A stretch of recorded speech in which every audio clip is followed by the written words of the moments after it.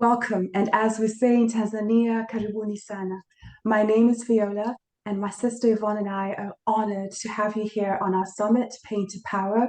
We created the summit to start and to normalize conversations around trauma and pain, and to give you the tips and tools you need to go on to create the life that you deserve. Our guest today is Dr. Trish Mayhem. We're so excited to have Dr. Trish. She is a seasoned occupational therapist, a mental health and mindset coach, a writer, an author, and a speaker. She is devoted to making holistic wellness more accessible and achievable for women. Oh, I love that. Dr. Trish holds a doctoral degree in occupational therapy and is a certified core energy coach and sensory integration therapist. Dr. Trish, welcome. Thank you so much. It is such a pleasure to be here, and your offering of this forum is just a blessing. Thank you for having me. Thank you for being here. You're a blessing, and I can't wait to share your wisdom, your knowledge, and your story with our audience. So, if we could, Dr. Trish, go back, could you please take us back to the time when your mother was ill? I've read your story that you wrote beautifully, and just take us, especially that first time. So, just where you came home, and she wasn't there. So then you were told that she was in the hospital. Just take us to that time, please. Yeah, that time, my mom was a stay-at-home mom for much of our younger years. So, and we lived close to school. So we'd walk back and forth to school. Mom was always there when we got home. Mm, And, it was just one day and we came home and she wasn't there. And for me, I could feel the energy. Like ah, I was a very intuitive child, which I think most children are. And I just could sense the energy around the home. And my dad pulled us aside and he said, I have to talk to you guys. Mom's lung collapsed and she was taken to the hospital. And it was kind of left at that. And it was like, she'll be okay. And it's all good. I just want you to know, and this and that.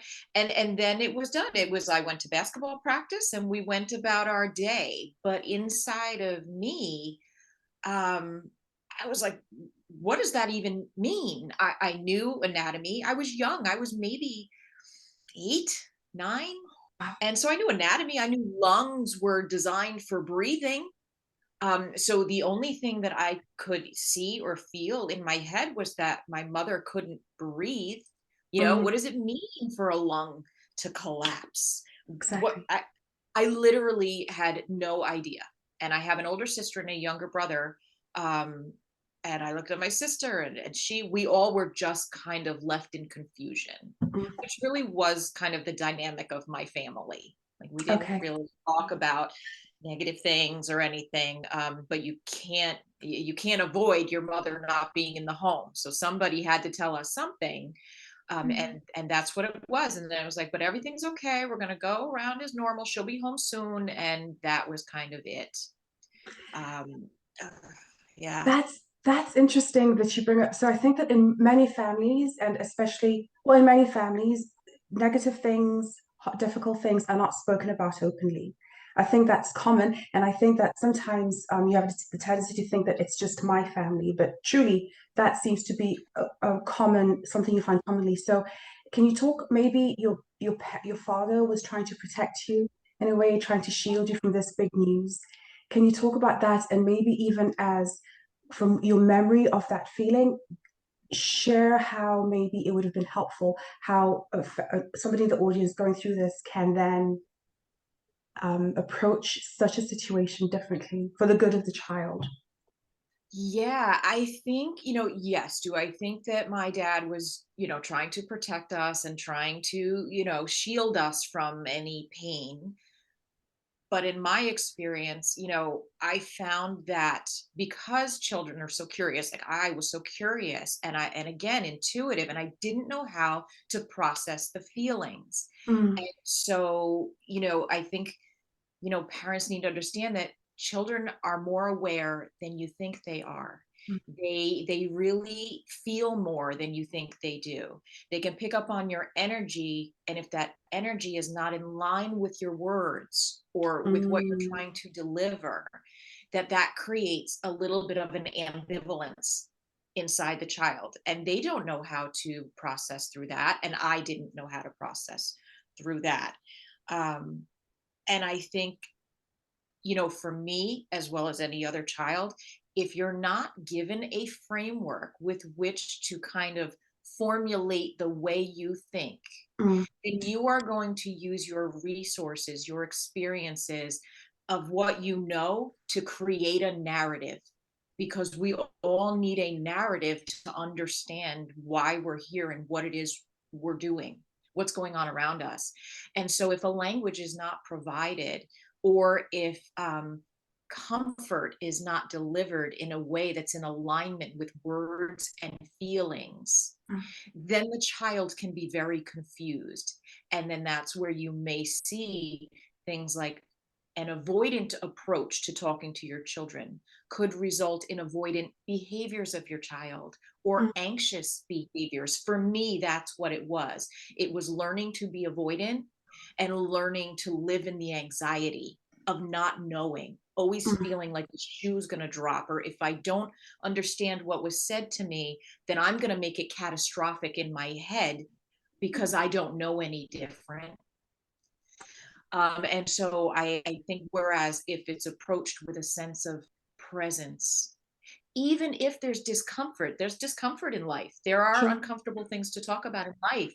But I think if there's a presence and an authenticity and a genuineness and a collaboration with the child, that child then can experience what security and trust means, even within the environment of the uncertainty.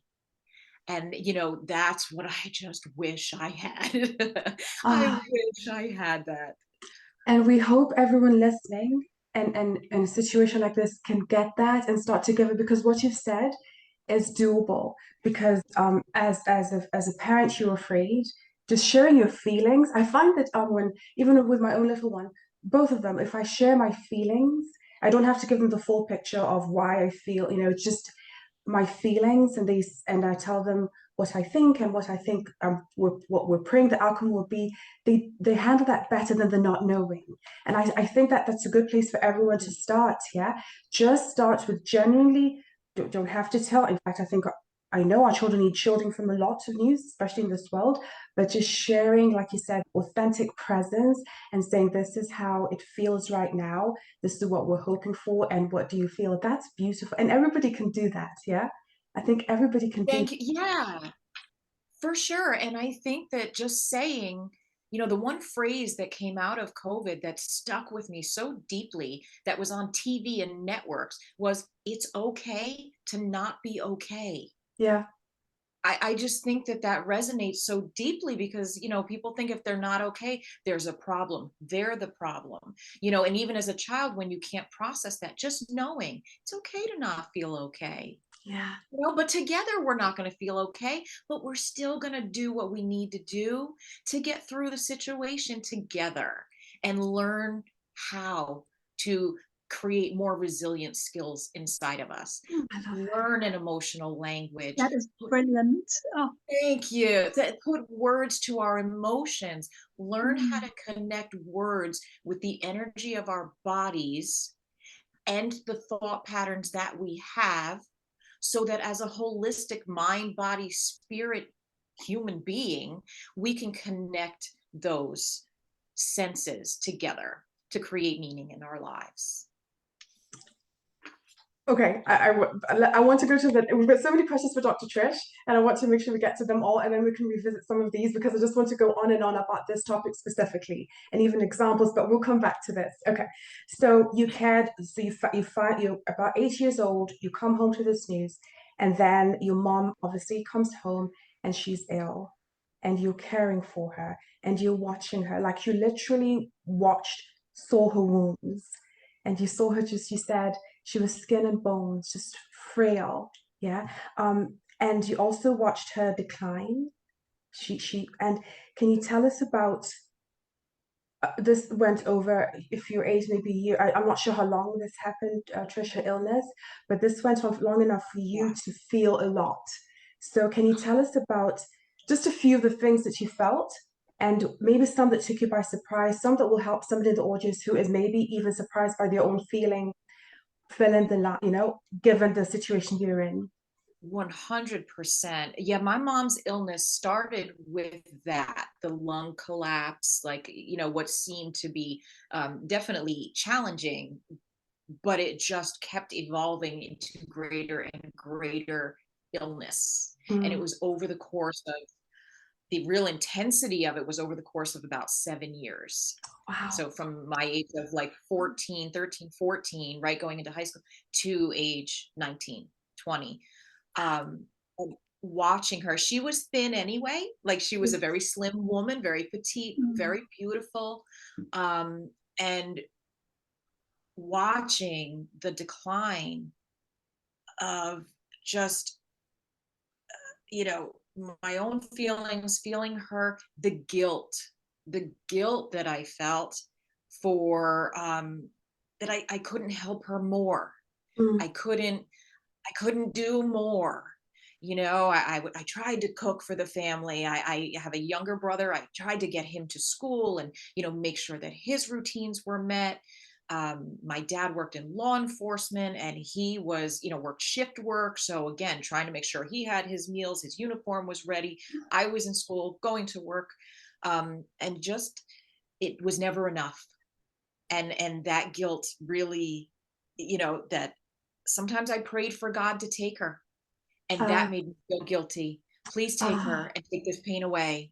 But please make her better. But that's selfish if I Mm. want her to be better and she's not better. mm,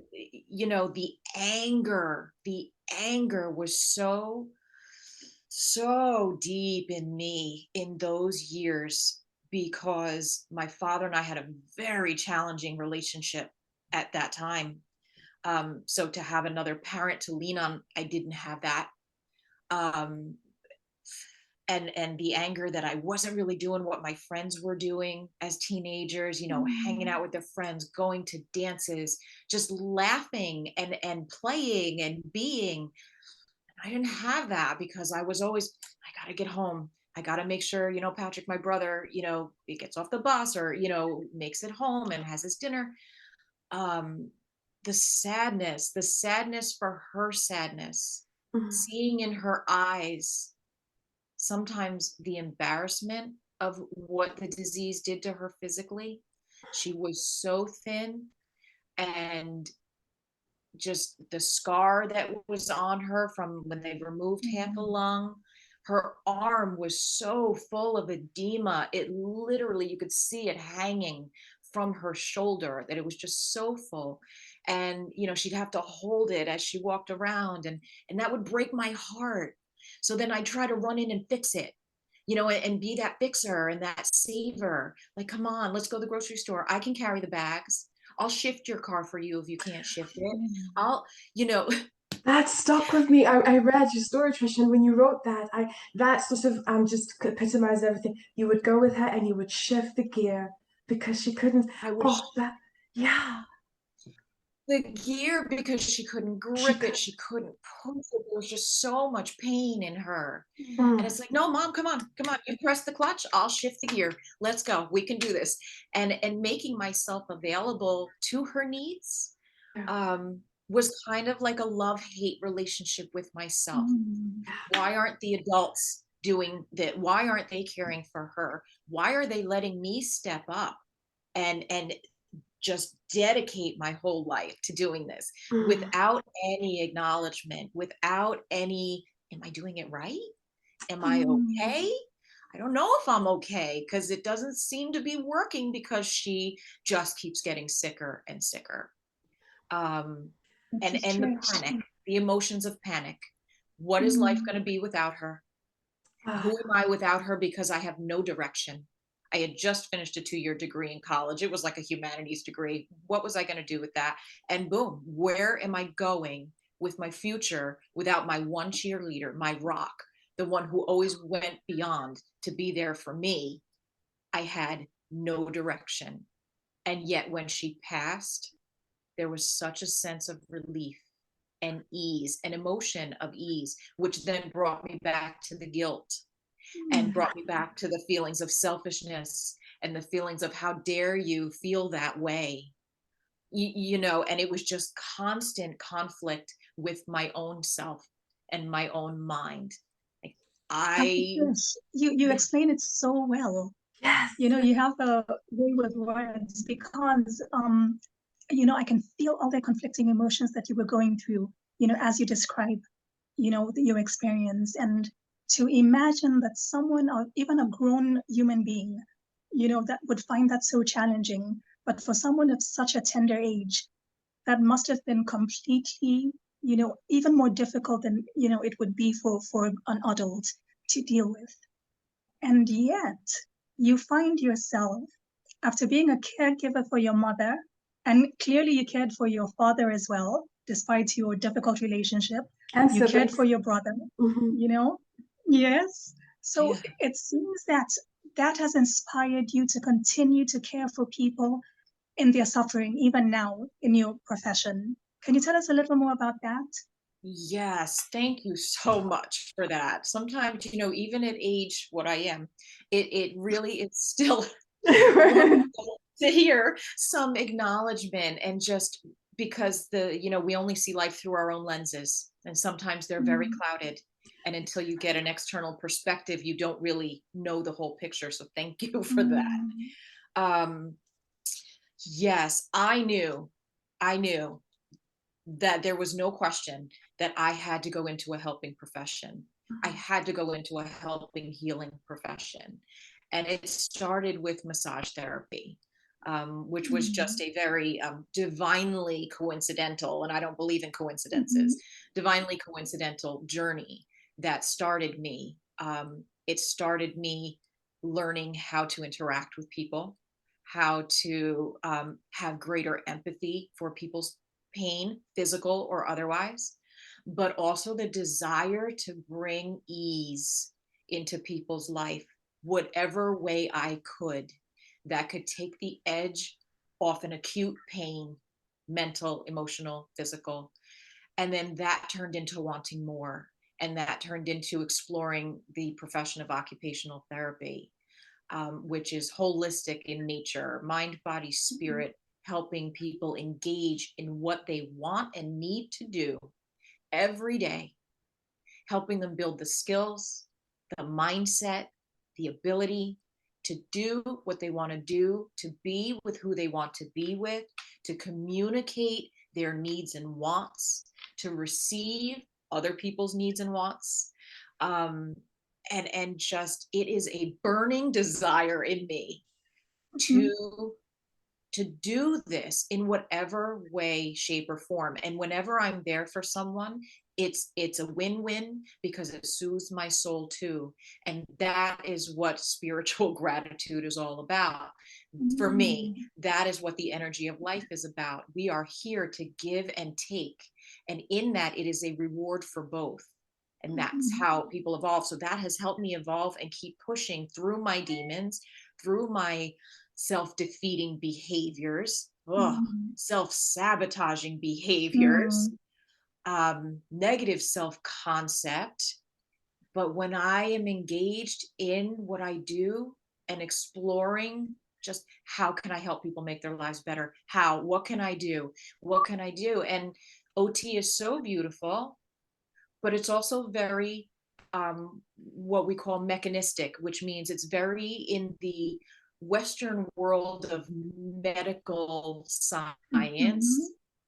And so the holistic aspect sometimes gets lost in translation. mm, And my pursuit now, based on this beautiful forearm accessibility and where I am in life, is really living the holism that I see in that profession to mhm, provide these skills, talents, abilities that I've learned to the general population, mm, not just people with disease, disability, a prescription, you know, those kind of a label. It's not about the mhm, label, it's about being human. And if what mm, I know as a professional can help you feel more at ease, I'm all over it. And that is what has launched from massage therapist to occupational therapist to core energy coaching, is just the perfect meld of all of that that helps me see people as who they absolutely are with no judgment, which is the most beautiful aspect. No judgment. It's about you. What do you want to feel better in life? What do you need to be more successful, to feel more fulfilled? What do you need if you had a stroke? What do you need to be able to do to put your shirt on? I can help you with that That's because I am a master at adaptation, yes. task analysis, using your motivation to fuel your success, not me having an agenda to make your life work for you. Because how many times do we have other people's agendas put on us, whether it's insurance company, doctors, families, spouses, children? It's about you. And Brilliant. thank I you. love that. You've said so much that I want to unpack, so I'm going to try and restrict myself, lest we keep you here for the whole The whole the rest of the day. day. I'm sorry. I know I No, can go on. no, please Yeah, don't be sorry. No, please. This You is know such what? a gift. Okay. One, I love it is, I love everything you've said, but I'm going to pick two things. Okay. One is that helping others helps you to come out of yourself. You know, that usually when you're suffering, to focus on other people, on helping other people, it does so much for you. So I want us to, I don't want that to just pass us by. I want people to sit with that and, reflect on that. And then you said massage, okay, and you also said holistic, and yet, no, not and yet, holistic and targeted to the individual, because we're all so different. We all have such different needs. So there's no one size fits all. So that's also something so important that you've said. And then now to take you about massage therapy.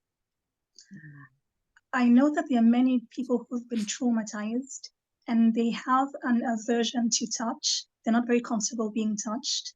How, in the context of what you do, massage therapy, do you see this? Because massage therapy is healing. So touch can be very healing. How do you see, or what would you say to someone who's been traumatized by touch and might want to explore massage therapy?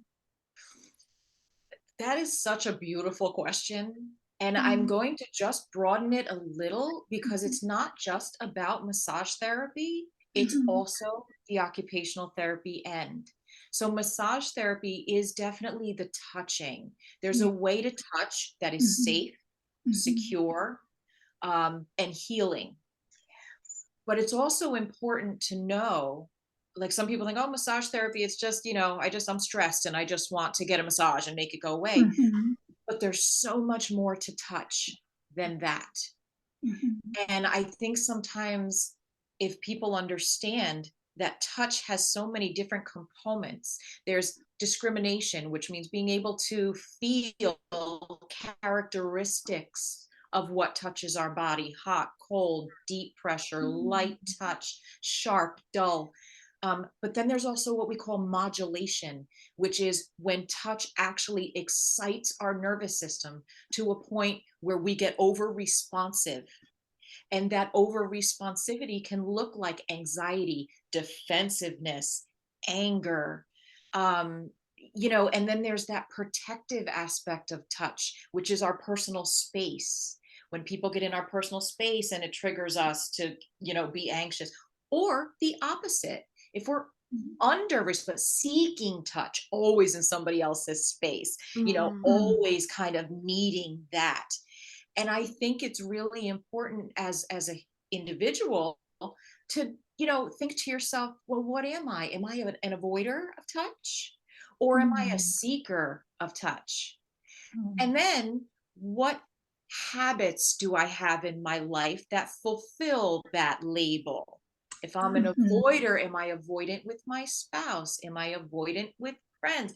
Do I stay alone because I don't like being around people and that causes me anxiety? What might look like a social anxiety could really be a touch defensive behavior. Oh my And goodness. so once you know these things, then there are tools you can use. Maybe at first you don't want hands touching you. of a stranger or something like that. So then what in your environment can you use to calm that tactile system? We can use weighted objects, right? We can use different textures. We can use, there's so many things. Make your bed the way you want it with fluffy pillows, or just a heavy weighted blanket so that you feel compressed and you feel calmed. There is scientific evidence to show that those things work. And then working to build up to being touched, having the voice. How do you want to be touched? What parts of your body is it okay for me to touch? And let's start there. Let's work on desensitizing your emotional and physical responses and the story you tell yourself about those responses to touch. Let's look at that, and let's go slow if you want to help yourself neutralize those feelings, if that makes sense. Oh, it makes perfect sense. Oh, yes. It makes perfect sense. My goodness. Viola, do you have a follow-up, or should I just continue? Before you continue, Vaughn, I just have to not just like to share my excitement. I don't think I'm the only one who's never heard it that way. Because seriously, you think massage therapist, and you thinking just like what you said. You're stressed, you go, and you're right. Many people, I think me included, you're not so keen on being touched by a stranger. But the way you have said it, it's not just about that and what it could mean, just giving people something to think about. Because I think with all our experts, there have been some things which is consistent: to honor without judgment your feelings, and to just be curious.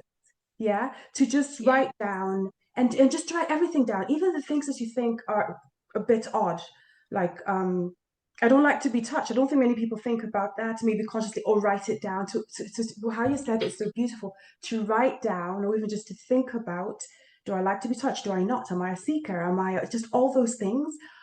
I think alone are also so healing, because I think when you know yourself more, the more you know yourself, the more confident you are to ask for what you need. Well, to even start with knowing what you need. I think many people go through life just sort of going along, yeah? Never mind the traumas they've experienced, just going along. You do what you did yesterday and you'll do it again tomorrow. But pausing to do everything you've just said there, Dr. Trish, is so powerful. Even if that's the first step, writing down where you are on this, and especially if you've experienced trauma, it's just good to know. Okay, Vaughn, Thank you. And I know, and I just want to share real quick. I just want to tie it into the thread of myself and also being a child. Yes. When I was young, I never understood. I did not like to be touched. And my mom would touch me and I'd be the person who's like erasing it. Get it off. And she'd be like, "You're such a rattlesnake." And no one knew what that was about. But now knowing what I know and being a sensory integration therapist, like, yeah, I was avoidant because I was protecting my space. It was the only way I knew how to have some kind of control over myself, my body, who I was. And if that was invaded, I got angry. I got anxious. I avoided. So you see the patterns of those emotions and those behaviors, so subconscious, that went through my life until I knew what I didn't know. Absolutely. And just like you said, it Dr. goes with Trish. you and you're not even aware. Like you said, am I avoidant with my spouse? Social situations. And you just think, it's who I am. But no, going back to the why. And then, I'm sorry, Vaughn, go ahead. No, okay. Dr. Trish, you mentioned avoidance, and avoidance is a big thing for people who've gone through trauma or not, But, well, I believe we always say trauma is universal, so someone has gone through some trauma, and avoidance is not, a new concept. Now, I'm thinking of COVID. We've all heard about COVID trauma, by now, but I'm wondering, in your personal experience, has there been anything positive about COVID? Because it gave us all a chance to take a step back, whether we wanted to or not, and perhaps some of us were forced to confront some things that we've been avoiding. So can you tell us a little about that? Has there been in your experience, you meet a lot of people, have there been any positive effects of COVID? Yes, I think, just starting with my personal experience, I initially, again, just like everyone, anxiety. What is happening Mm, to our world? What is mhm, going on? This has never happened before. Being mm, stuck in your own home, however big, however small, mm, with whoever you're with, good mhm, relationship, not good relationship. Um, and I think at first I did start to dive into the panic because I live alone with my kitty cat Bugsy. mm, I mean, like, wow, if I can't leave my home, what does that even look like? mm, My job role was completely changed from doing therapy hands-on with children to now delivering therapy, a manual therapy over a computer. mm, So challenging, fighting through again these self-defeating demons of, oh my God, Trish, you've been a professional for 25 years and now you feel completely incompetent. The world is shutting down. You live alone. You have, like, all these things just start spiraling. And I'm like, wait, stop, mm, stop, stop. Interrupt that negativity. What is the greater purpose that could possibly come out of COVID? And in my personal opinion, I just feel that it is the universe's way of shifting things up completely, forcing the human existence to look closely at their values, at their beliefs, how satisfied they are with their current circumstances, what they might change about those circumstances, what their passion is. Because if there's one thing COVID did, it really, for some people forced, for some people encouraged mhm, them to look at why we are here. What is the purpose of life? What is this? What's happening?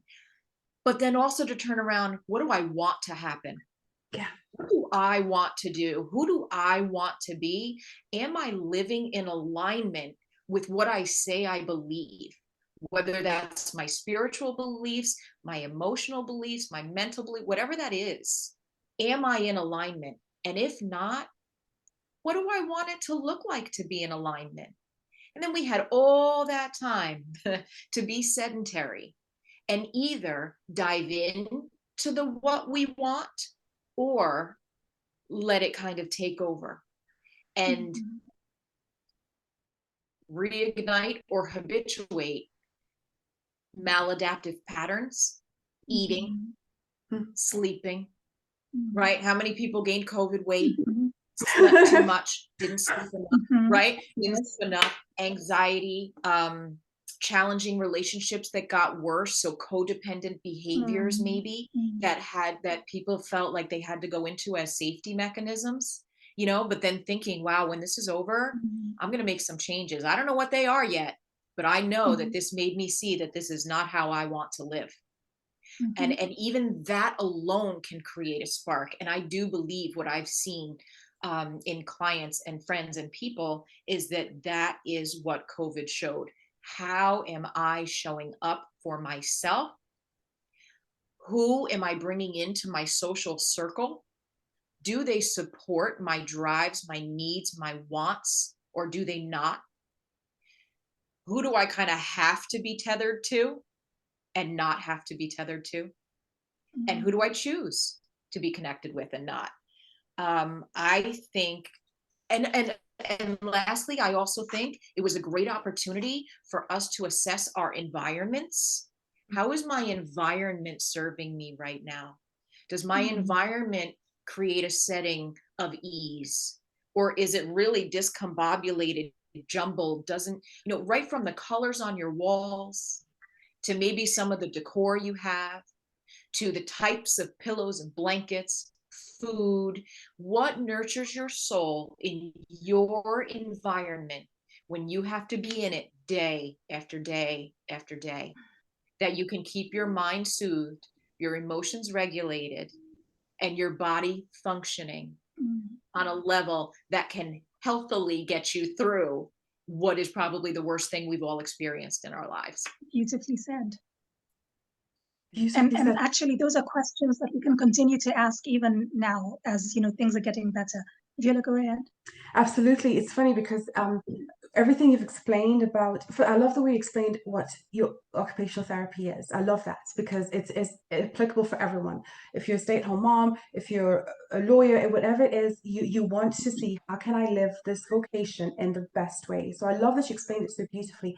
And that said, what COVID, I think I saw a statistic, of course, it's been a while, I don't quite remember, but I think after, well, around that time, many people quit their jobs because they just realized, why am I sitting in traffic? Why am I going to this place? And started an online business, or if not online, started a business of sorts based on a dream and a passion that they always had.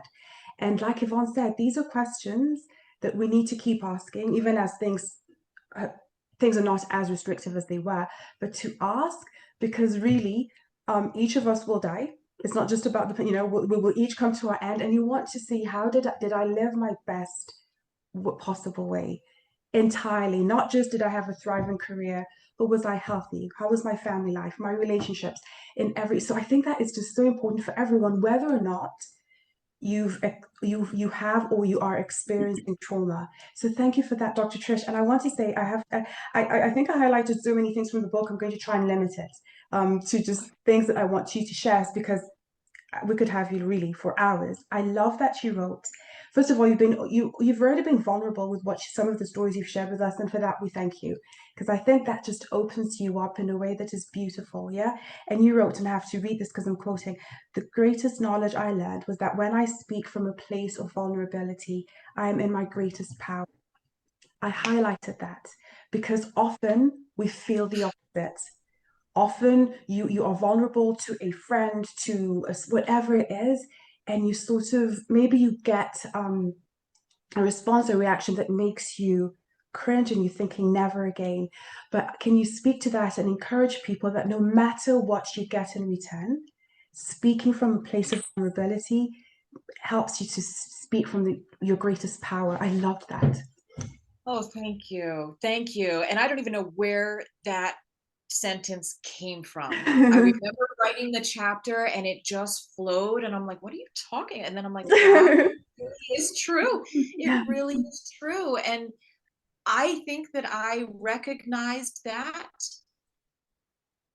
in my role, because we all have roles and hats, but in one of my roles as a college professor, Ah, working for an occupational therapy program, having adult students, because for me, when others are learning on the journey, there's nothing more vulnerable than putting yourself out there to create change in your life, right? Because yes. you're making change to overcome something that has you not feeling in line with who you are. And so, you know, I realized that by me expressing my vulnerability and being like, hey, if they call me names, they call me names. If they tell me I'm stupid, they tell me I'm stupid. It's nothing I haven't thought about myself before. But that wasn't the result. The result was togetherness. Yes, I'm teacher. Yes, you're students, but we are going to get you through this together, because the depths of your pain fuel the fire of your momentum, of your passion. And when you want something so badly, you will find a way to make it work. Doesn't mean there won't be hiccups, but that connection of vulnerability is what connects humans. We look for people to be vulnerable so that we can say, wow, okay, I can accept that about myself too. Mm. It's like being in a comfort zone. You know, we're all in our comfort zone. And when you're there, you don't really have vulnerability because you're comfortable. Why feel vulnerable when I'm comfortable? But the step outside of the comfort zone is the fear zone. And that fear zone is where you try on your vulnerability. You see where you fit. You see the receptivity of you, the connection of you with other people. And as you see that, you start to build confidence that your vulnerability is purposeful. It's a bridge between your self sabotage or your self defeat to your self purpose and your self affirmation. That vulnerability is that connection that inspires people and yourself to want to do, be, have more without judgment. And then once you get through that fear zone, you're learning. You're learning now how to use that vulnerability as a strength and not a defense mechanism. and then you end up in the growth zone. It's a constant cycle of Yeah. comfort zone, fear zone, learn zone, growth zone, you know, and that's how I see vulnerability. There's areas of vulnerability in me that I maybe am not ready to share right now. One day I will. So I'm kind of in the sticking my toe into the fear zone. How much do I say about it, but still hold my power and not have any power leaks where I feel like I gave myself away? It's Ah, that monitoring of how much vulnerability are you willing to share that doesn't cause a power leak in yourself, in your soul. pause, rewind. Audience, pause and rewind. That is so powerful. It Like I'm taking is. notes. Yeah. The power leak, absolutely. So no, that is so beautiful. Did I give too much? And to just not Mm, to know yourself enough to how much you do want to share, and when you do, to still have the confidence that it was right, and no matter the feedback, they call me that's stupid, they right. think I'm daft, doesn't matter. And when you're ready to share some more with that same power, oh, that's so beautiful. And the idea that it's a cycle, growth, fear, and Yes. You know what? As Dr. Trish was talking about vulnerability, I found myself thinking you can't grow without being vulnerable. no, So when she said it's a constant cycle in the growth zone, I was like, yes, that makes perfect sense. yeah, Because when you're in your comfort zone, you don't grow. And being vulnerable takes you out of that. So that's also powerful. Vulnerability and power leaks. So, yes. pacing yourself and self-awareness, Mhm. which is such a big thing, self-awareness. How am I ready to share this? How much more? Because you can actually traumatize or re-traumatize yourself if you're not aware of where you are, on that journey. Yeah, oh yeah, Done that. yeah. Done And that. even in you sharing that, Dr. Trish, saying I've done that, being vulnerable, to share that and to Yes. teach and to still speak so beautifully with such wisdom, it's just so beautiful. I don't know how many times I've said it's beautiful on this interview, because this is exactly what I would want to hear. And that's why we invited you, because this is exactly what I think many people need to hear, And I Mhm. think that it makes me a bit sad to think of the people who stay comfortable and they never grow and they never teach, they never learn, they never share. It's I think there's such a loss in that, They such a sit great in the loss. pain. They sit in the pain and they may not realize it because they're numb, right? Yeah, Avoiding, or they're numb, but they are in the pain. yeah, Mm. yeah. Oh my God, because you could go ahead and I'll take Okay. a sip here. Okay. Mm. Dr. Trish, your story is so rich. Your life is so rich. And I'm sure that everyone in the audience can relate to some part of your story or something that you've said. Now, how can you give us some practical tips, one little step, that someone can take, something that's accessible, that someone can take today so that they can at least start on that journey towards healing? Yeah, and it's funny because that's such a good question. There's so many Mm, steps, but some steps are just you can't go to here from here. You got to go from here mm, to here. mhm, And there's a phrase that I always think to myself that gives the space and grace for choice, and that's that mm, each moment describes who you are and gives you the opportunity to decide if that's who you want to be. So that is a phrase that I think of always, because all we have is the moment. So having said that, because every moment is an opportunity for power, because we do have choice. We might not like what the choices are, but we do have choice. And I think that that one thing that you can do is to make a conscious choice to interrupt the negative cycle. Mm. And how do you mm, do that?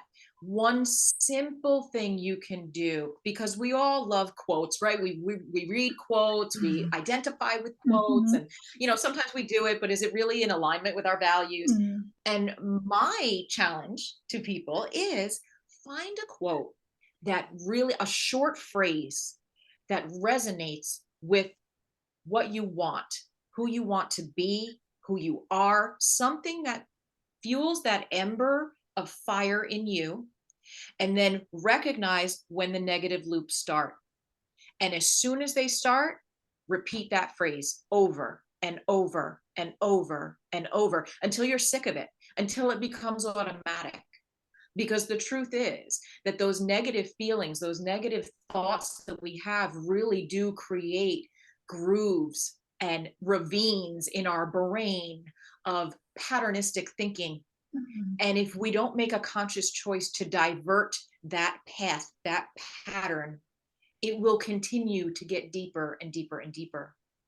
And so by just having a phrase to interrupt, and I remember my first phrase early in life, I was maybe right after my mom died when I was really depressed.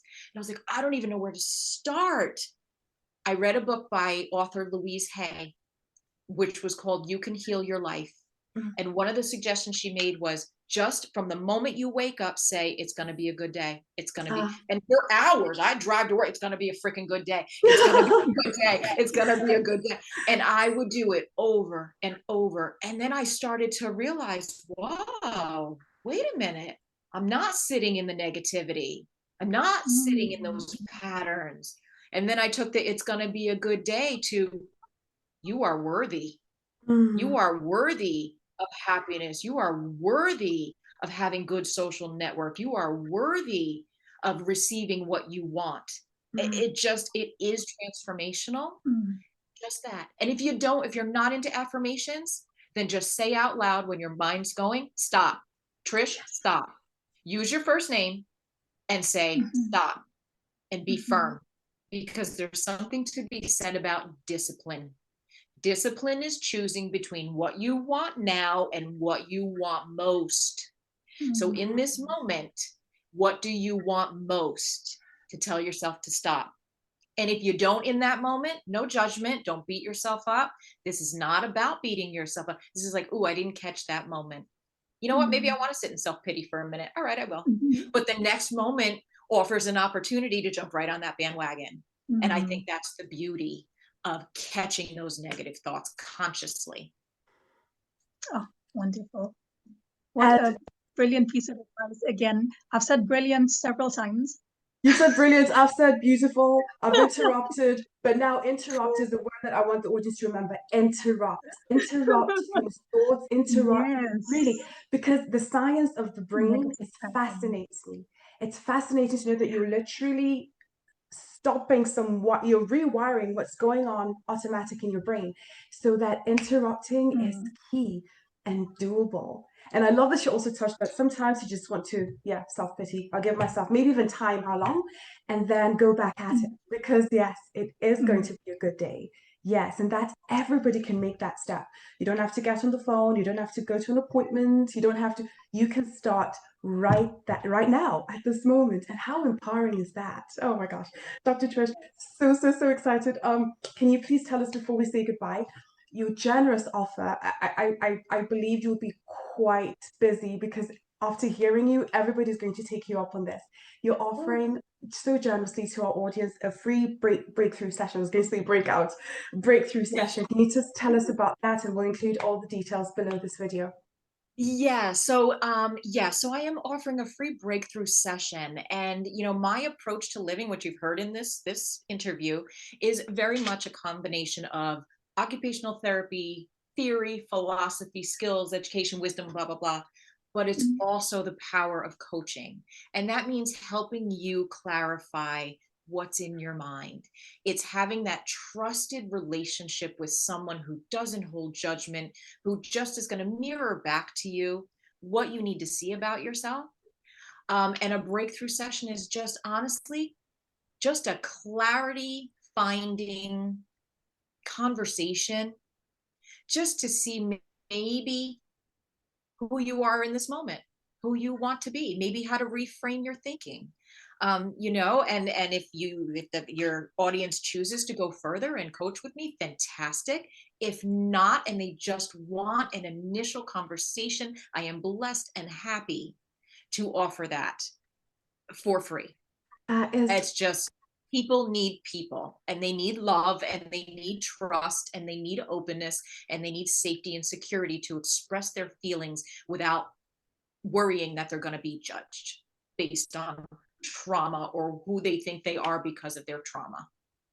So beautiful and so generous, and I just don't see why everybody will sign up and then work with you, because you are delightful, you are brilliant, you are wise, and it's just a blessing to get to know you more and more. I'm so grateful for your time, and I want to say, really, you wrote this in the book as well. The world is a better place, and we thank you for becoming and being who you needed to be when you were younger. Oh, People like you, and want people to start being who they needed to be when they were younger, for themselves and for others. thank you so much. I love you both. I just want to hug you through the screen. Love your energy, and this forum is such a blessing for so many people, and I couldn't be more honored to be here with you. Thank you. The honor has been ours as well, Dr. Trish. And before we say goodbye, make sure you sign up for Dr. Trish's generous, beautiful offer of a breakthrough session. And we'll see you on the next call. If you haven't yet already, it's not too late to upgrade to the VIP access, so you can pause and rewind everything that Dr. Trish shared today. Really, everything. I know I will. Thank you very much, and we'll see you next time. Thank you so much.